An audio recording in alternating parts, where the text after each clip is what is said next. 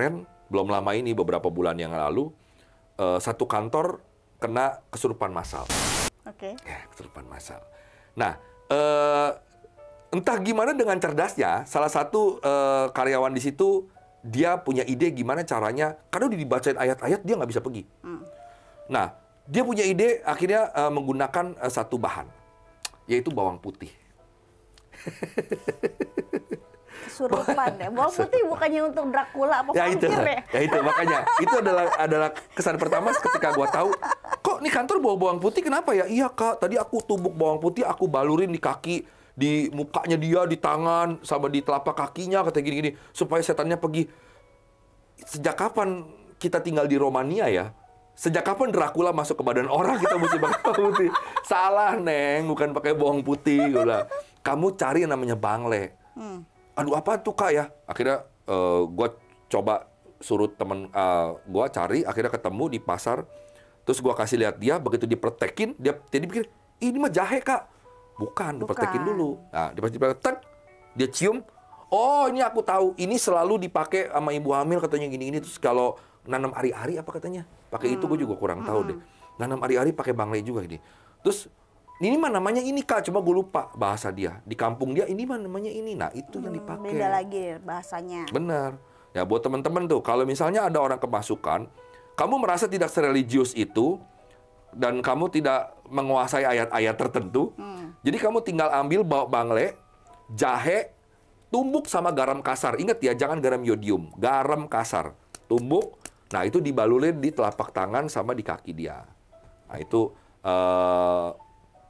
ya paling juga kalau ini 5 menit juga udah sembuh sih. Terus kadang gue kalau ada temen gitu suka nanya, terakhir tuh temen nanya kan, anaknya itu ya biasalah anak kecil ya suka rewel gimana. Nah, ibunya merasa ini kayaknya rewelnya nggak biasanya, gitu, beda gitu kan. Ya udah, gue bilang ya udah coba dulu aja bawang merah, diiris tipis-tipis, terus kasih minyak sedikit. Minyak sama apa? garam. Minyak sayur? Iya, sama garam. Udah, taruh aja di dekat dia, atau paling bagus taruh di kolong tempat tidurnya dia. Kalau coba dulu, gue bilang gitu kan. Kalau berhasil, ya udah. Kalau enggak, mungkin nanti next step gue kasih yang lain lagi. Dia bilang oke sih. Oke. Udah oke. Tadinya dicampur bangle sama kunyit itu lebih bagus lagi. Ya kali ini yang gampang aja. Nah Bawang inilah. merah doang loh padahal. Makanya teman-teman ada beberapa tanaman yang bisa membantu kita juga ya. Salah satunya itu tadi bawang merah, bangle, jahe, sama ya salah satu yang di luar dari tanaman ini adalah si garam kasar tadi. Itu sangat-sangat membantu. Itu setiap rumah harus punya ini. Harus punya ini karena kegunaannya akan sangat bermanfaat buat kalian nantinya ke depannya. Gitu. Nah, lanjut lagi masalah bunga. Tadi ada beberapa yang sama-sama kita lihat juga. Tadi ada bunga apa tuh yang bentuknya aneh-aneh tadi? Krisan tuh kan simple. Itu nggak boleh juga krisan. loh. Padahal itu umum ya, orang tanam krisan gitu kan. Itu juga nggak boleh itu. Karena mungkin entah berbulu mungkin ya, gatal apa gimana sih. Oh, krisan memang berbulu ya? Iya, ada bulu. Dia agak berbulu halus gitu lah. Oh, dianggap itu tidak beruntung apabila di depan rumah. Karena kan itu katanya bisa buat nyekar juga, biasa buat nyekar juga. Ya. Jadi nggak bagus. Dia katanya dia menyerap energi positif. Jadi jangan. Oke. Terus ada bunga apa ya? Hidra apa tuh yang pokoknya yang bunganya tuh kecil-kecil tapi banyak gitu. Warnanya udah ungu, ada biru. Pokoknya warnanya ke arah situ deh. Hydragatea apa sih? Ya itulah pokoknya hidra lah gitu. Dia bunganya bulat gitu gini. Kita kasih keluar nanti sebutnya fotonya di layar teman-teman. Nah, ini bunga biasanya dipakai juga buat sajen sebenarnya. Bisa. Nah, apa efeknya? Loh. Efeknya dia di primbon itu. Dia berenerginya itu kayak energi bikin orang yang penghuni rumah jadi kesepian karena merasa sendiri. Depresi. Efeknya depresi. Iya, jadi jangan. Walaupun tuh bunga cantik banget. Terus apa lagi? Ada apa lagi tadi ya? Tadi bougainville udah. Gue inget itu doang sih. Mawar udah. Anjelir. Anyelir udah belum tadi kita? Oh, Ngobrol dia anyelir. dia anyelir itu dia kayak ungu-ungu gitu kan, kayak bunga rambat deh kalau nggak salah ya. Tapi memang kalau bunga rambat itu memang tidak disarankan sih. Bunga rambat yang modelnya kayak begitu sih. Kan banyak tuh ada bunga trompet juga kan ada yang kayak gitu kan tuh. Itu memang Oh, nggak disarankan sih kayak buat ditaruh morning rumah. glory apa gitu-gitu ya? Nggak disarankan buat ditanam di depan rumah karena ya logisnya sih banyak ulet. Cuman itu memang ya kan Nah, itu nomor 1. logisnya itu sih. Cuman mungkin telah kalau energinya tadi tuh apa ya? Lupa gua. Cuma logikanya gue ingetnya karena itu pas gue baca ya iyalah kan itu kan bikin banyak ulet gitu aja sih. Makanya yang jelek-jeleknya itu deh ya. Nah, kalau teman-teman nanya, deh tadi yang jelek-jelek aja nggak ada yang bagus ya? Ada yang bagus.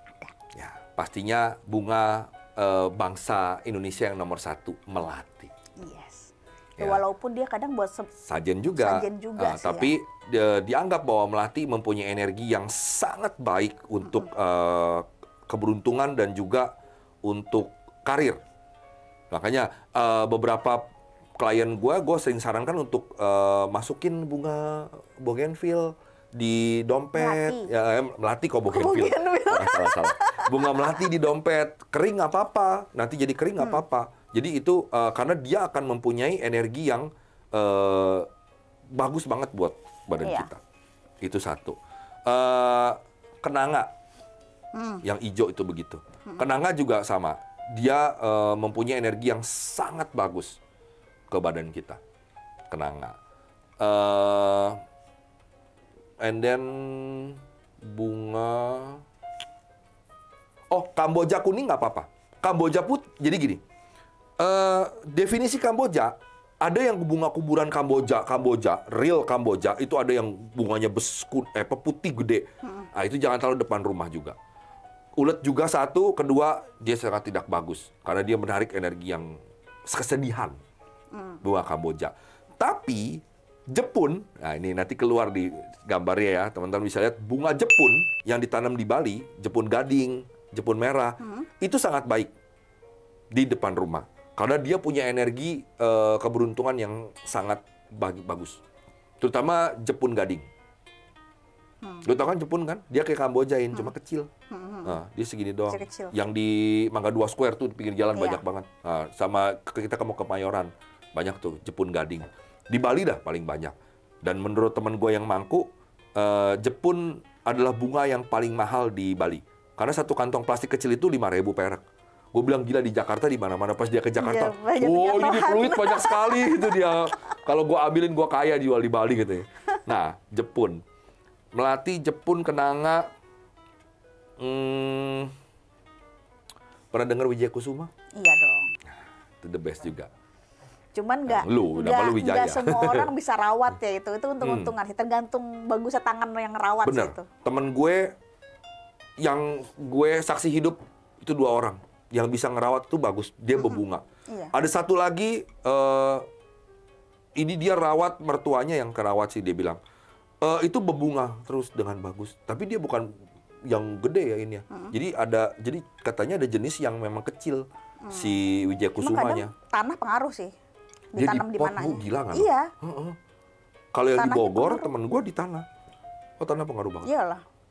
Nah, itu dia bunga Wijaya Kusuma, karena konon Wijaya Kusuma adalah bunga Dewa Wisnu.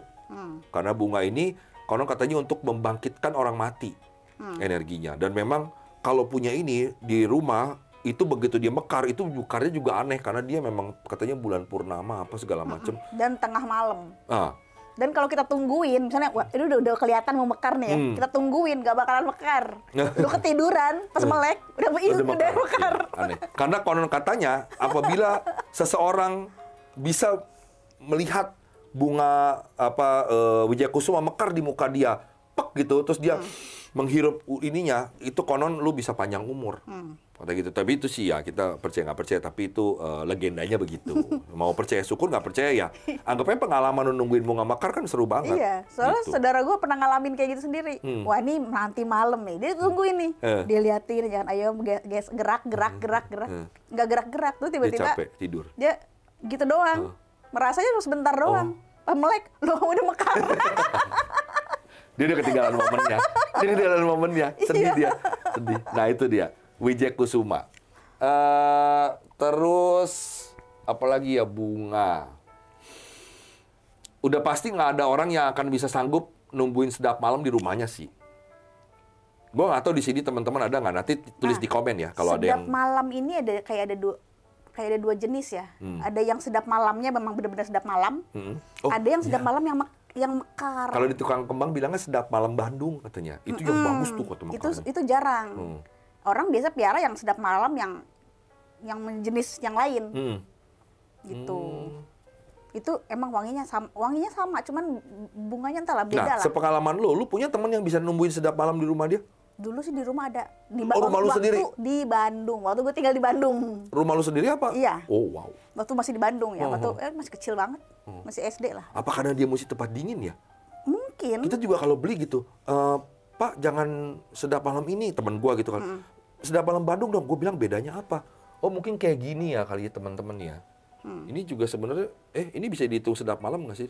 Ya enggak Oh, bukan ya ini. seramai Ini itu. Melati, bukan nggak ya? Enggak. Ya jadi kalau sedap malam Bandung itu dia bener-bener cakep karena wanginya tuh bener-bener satu ruangan bisa cuma dari satu batang itu doang. Dan sampai hari ini sih gue nggak pernah ngelihat ada orang sukses menanam bunga sedap malam di depan rumah. Nah, sedap malam dianggap tanaman yang sama, dia juga mendatangkan hoki, keberuntungan, gitu. Bunga Kaca sedap piring malam. juga bagus. Dia mirip melati. Kaca piring agak ini gede. jempiring ya?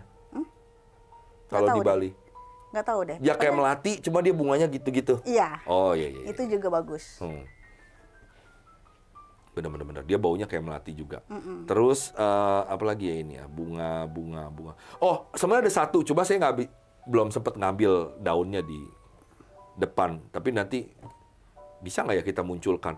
Jadi di dalam budaya Chinese ada yang namanya matcho, daun matcho. Ini dipakai orang Chinese untuk menggantikan bangle. Karena dianggap bangle kalau lu kantongin repot, karena dia kuning-kuning, getahnya gimana repot. Daun dia. Dia Daun. berotot. Hah? Maco. Dia namanya macho. Gampang ditanam, bijinya kecil, bunganya kayak trompet kecil banget, warnanya ungu. Jadi dianggap bahwa si tanaman ini mempunyai energi yang mempunyai bau, bukan energi, bau yang sangat dibenci oleh makhluk Gue halus. penasaran loh. Macho. Emang baunya ada? Ada baunya, bau banget. Bau banget. Hah? Oh bau? Bau. Bukan wangi? Enggak. Daunnya sih yang dipakai buat mandi, buat simpen di kantong, kayak gitu-gitu. Namanya macho. Kalau daun kelor, Pak? Oh, daun kelor lebih bagus lagi. Daun kelor lebih bagus lagi. Cuma kan dia pohonnya rata-rata takutnya kan gede ya. Dan pohon kelor itu sangat disenengin sama kupu-kupu itu kalau dia naruh telurnya. Jadi kayak daun katuk, daun kelor itu sebenarnya dia lebih baik ditanam di belakang rumah karena gunanya memang dia banyak khasiatnya sih. Karena dia untuk orang pasang susuk aja ditampar daun kelor rontok, apalagi iya. Kadang-kadang ada orang daerah Jawa itu paling anti sama yang namanya kelor.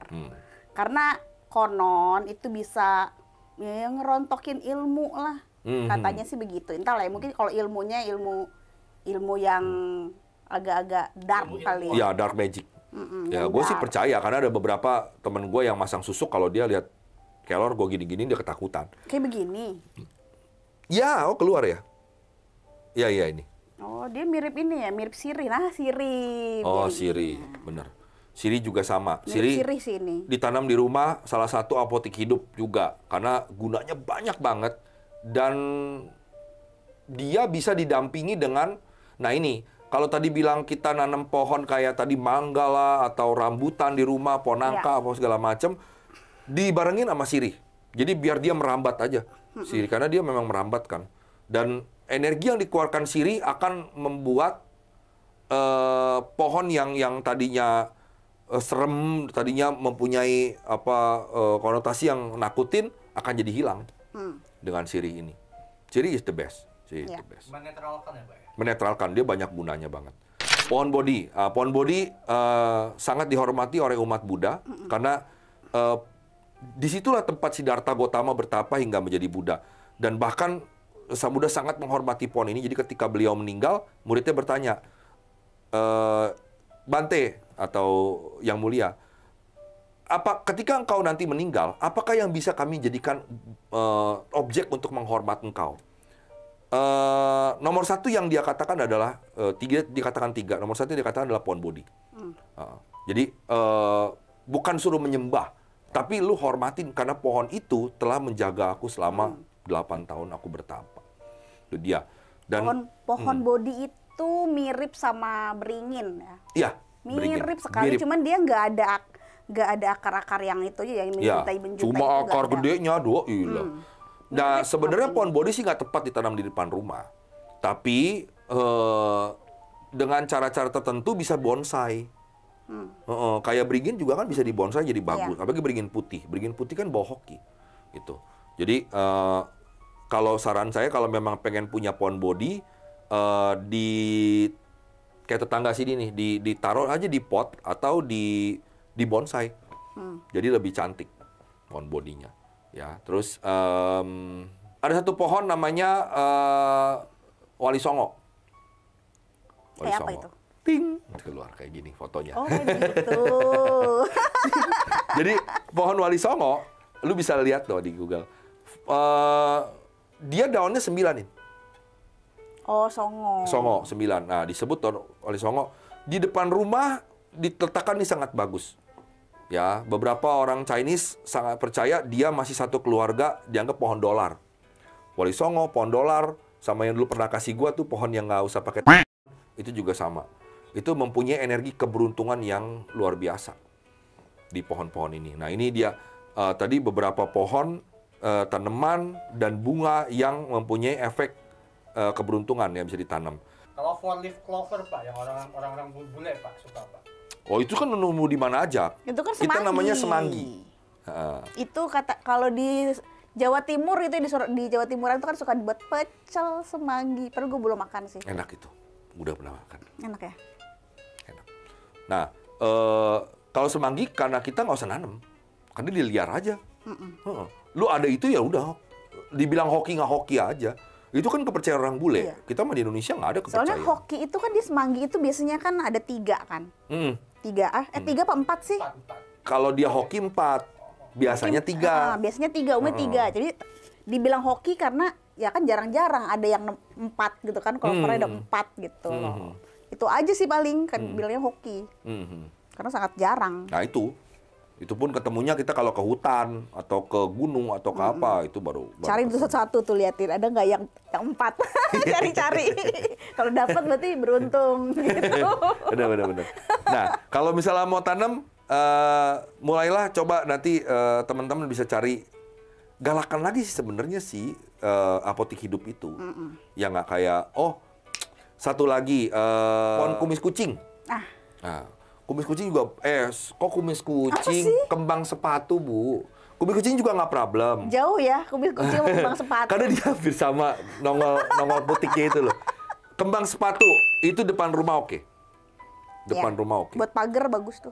Ya, apalagi dia tanam ya pinggir-pinggir. Dia sebenarnya sama kayak bambu sih gunanya. Kalau di pinggir rumah, ditanam lebih bagus ketimbang di depan sih sebenarnya. Karena dia bakal bisa gede gitu dan agak nggak ganggu. Itu oke. Jadi kalau teman-teman ada yang mau ditanya, boleh ditulis di kolom komen kita.